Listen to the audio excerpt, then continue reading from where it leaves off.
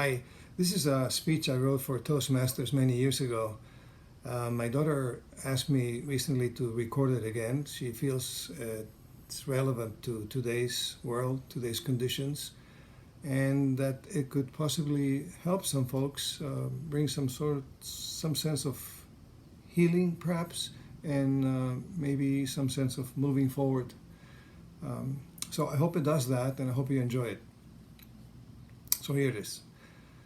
I was recently coming back from a business trip, and I was reading the news headlines, and one of them caught my eye. Just a small caption on a page, and it said that it was a review of a movie, and it was a movie many of you probably saw it, current at the time.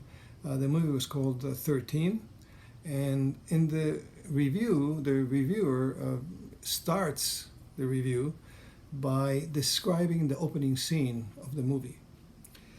So, in the opening scene, you see two 13-year-old, that age range girls, sitting on the bed of one of them, must be in the home of one of them, and they're visibly high, and they're loud, and they're laughing, and they're taking turns hitting each other.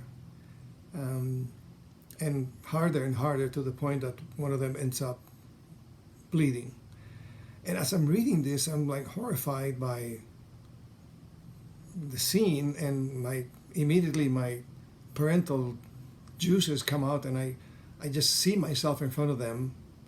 Just I project this mental image, and I see myself in front of them saying, "You shouldn't do this. It's not good. It's bad."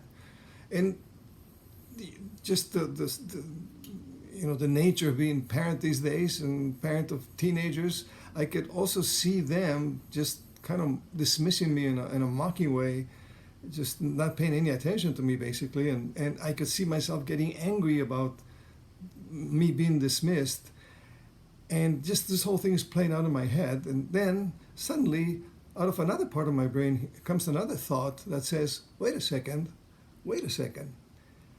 The thought says, asking me, do you have enough moral foundation on which to stand and from which impart judgment?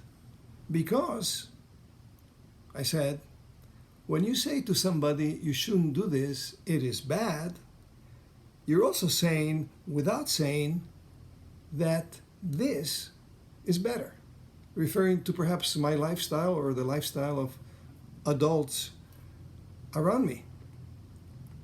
And I thought then for a second, I wonder how they receive this dynamic. I wonder how they understand it.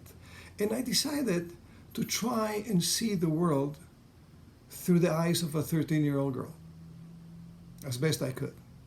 And as soon as I started the exercise, it just wasn't very pretty, because I saw a 13-year-old struggling, trying to come up with an identity with which she can enter the world stage as an adult, and being just subjected to all this horrific pressure that the social media places on them, and the demands of how they should be looking at all this stuff that goes on. And then I saw them looking at that world stage that they're supposed to be entering with this identity that they don't even know what it is yet, and looking, visualizing a world that is really scary.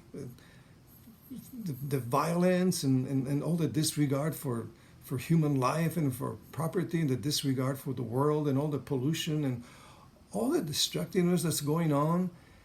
And I saw them in this fear of looking at that, saying, you know what? No thanks, you can keep it. I'll go back to my life of drugs and friends. I feel safe there. And then I thought I understood them better. I thought I understood better that immediate reaction that I was getting, that I thought I was getting. And then I also understood that we can't stop there. We must continue. The struggle must continue.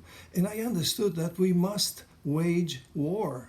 And I thought we can't be afraid of collateral damage. We can't be afraid of civilian casualties. We must use the finest weapons we have and the most destructive inventions that we've come up with, and just face the enemy head on.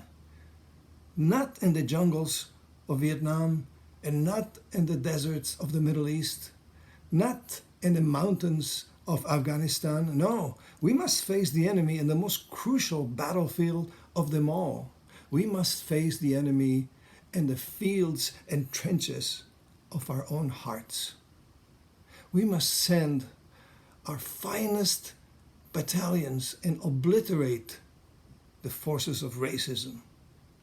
We must send our elite brigades and completely destroy the forces of prejudice. We must send our most powerful infantry and wipe out the forces of nationalism and materialism. And yes, we must send our finest missionaries and make sure that the light of love is spread everywhere. Make sure that the light of love shines on everyone. Only then can we turn to our young and say to them, don't do this. It's bad. Do this instead. It's better.